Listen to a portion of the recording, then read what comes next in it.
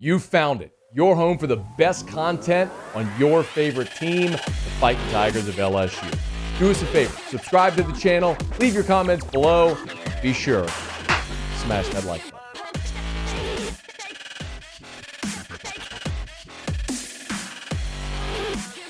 Thursday, LSU opened up spring football bright and early. 7:55 a.m. was the media availability, and then Brian Kelly followed by sort of introducing spring football and recapping the opening day with the media. So here was Brian Kelly, what spring practice is all about, what they're trying to accomplish out there these next few weeks. There's no scoreboard out in spring practice. There's no winners, there's no losers. What it's really about is the total development of the individual and them understanding that you need more than just talent alone to win a national championship. So making sure that they clearly understand what this next 5-6 weeks is about. It's not a, hey, I won that drill, or, hey, I won this one-on-one matchup. It's really about your total preparation, and it's about how you continue to develop the traits necessary to be elite. Super odd how they've structured it. LSU practiced today, Thursday. They'll practice again Friday, although media availability. And then they have a big break until March the 10th. Until March 21st. So they're off from Friday all the way until the following Tuesday, March the 21st. And then they'll get into sort of a pretty regular rhythm of practice leading up to the spring game on April the 22nd in Tiger Stadium. Brian Kelly also today was it's very obvious that where the program is now as compared to where they were a year ago in spring, dramatically different. Remember, a year ago in spring ball, Brian Kelly showed up. He did his introductory press conference. We literally did not hear from Brian Kelly again until spring football. There were no press conferences for the early signing period. There was no press conference for the February signing period. He disappeared. He vanished until spring football because his head was down, building staff, remaking a roster that had turned over 75% of its scholarship players. It was a whirlwind a year ago for Brian Kelly. Well, now you go through a really successful season. You have the number one transfer class. You have a returning quarterback. You got tons of returners all over the field, different expectations. And Brian Kelly spoke to that today.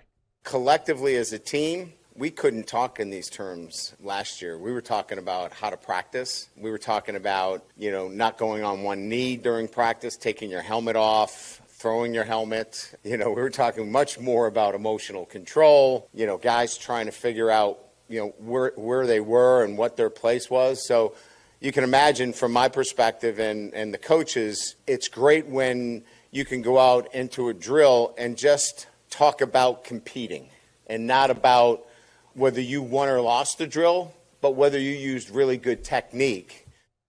It's a very different reality today as opposed to a year ago for LSU. We'll get into some of the on-the-field stuff here in just a second. One more, though, just on the structure. I mentioned how it sets up. They practice Thursday, Friday, then they're off all of next week, and then come back the following Tuesday, and then they get into their regular cadence. Here's Brian Kelly on how and why they set up this schedule.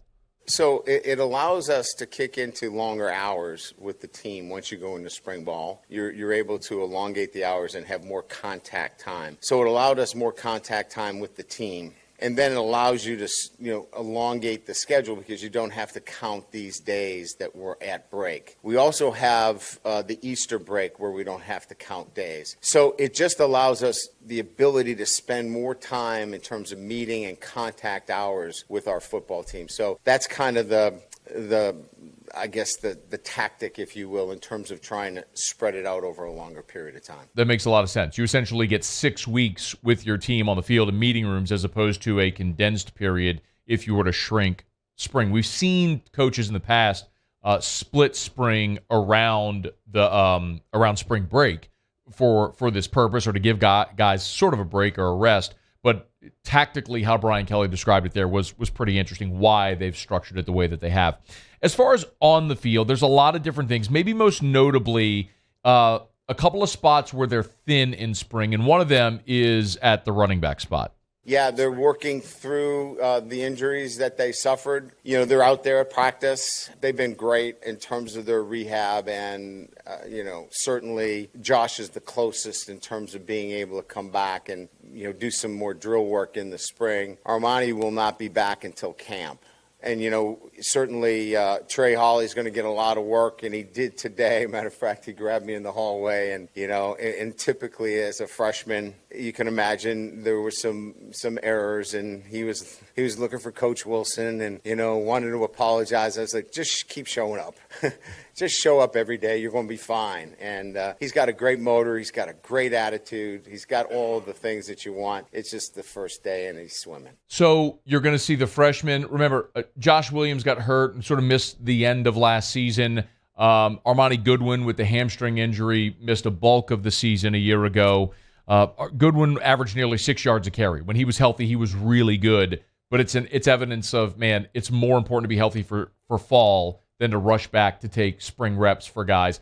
Same is true for John Emery. We know Emery's story. He missed all of 2021 because of the academic suspension, missed the opener this past year as well, and then worked his way back in. And now, was so surprising to a lot of people, is coming back for a fifth season in Baton Rouge.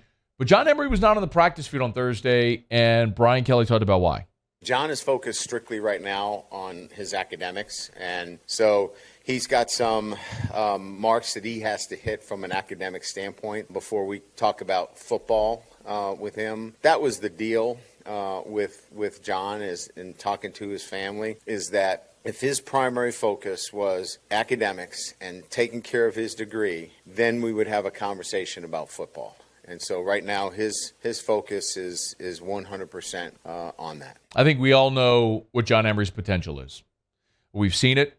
Maybe none more evident than the play he made against Alabama in Tiger Stadium on that swing pass when he scored and put his foot in the ground. And we talked about it at the time. He's the only guy on LSU's team that could have made that play in that Alabama game where he put his foot in the ground on the sideline, cut back to the middle of the field, and got in the end zone. So I don't need John Emery to be at spring practice to become a better football player.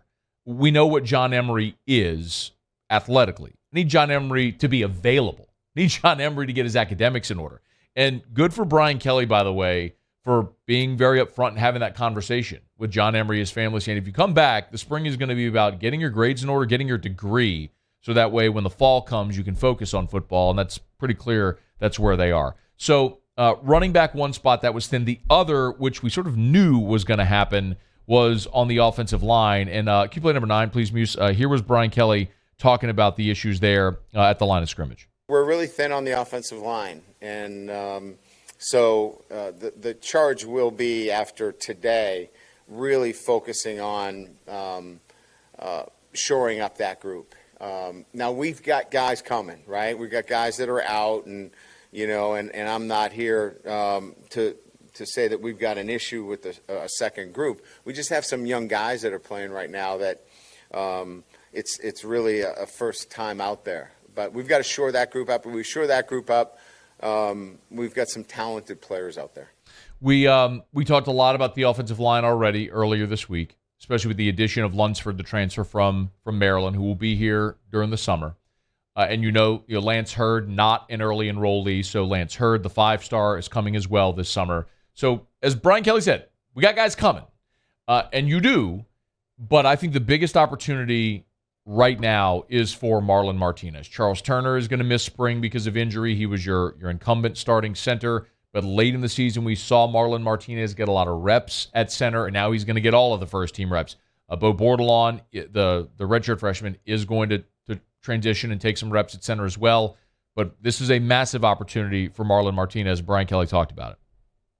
We want him to stay, but as you know, there's another transfer portal, so we can't worry about those things. We're going to develop the guys that are on our roster. We're going to give them the opportunities that we believe is right for our program. He's done a really good job. He's worked hard in the weight room. He's reshaping his body. He's doing the things necessary for him to compete. He's getting first-team reps because Charles is out with an injury. But we won't know until we finish spring ball what his status is. We hope he's here to stay. yeah, again, Brian Kelly speaking about the realistic possibility that exists after spring. Guys go through spring ball. If they're not where they want on the depth chart, sometimes they leave. And that's a spot where LSU could ill afford to lose another veteran player. So one worth keeping an eye on. Last thing, we also know that LSU is thin on the defensive line because of some of the injuries and guys that aren't going to participate. Jordan Jefferson, the West Virginia transfer, not participating. We know that Mason Smith, the phenomenal defensive tackle, is going to be a no-contact participant here throughout spring. So LSU, Mekhi Wingo, shoulder surgery, not going to participate this spring.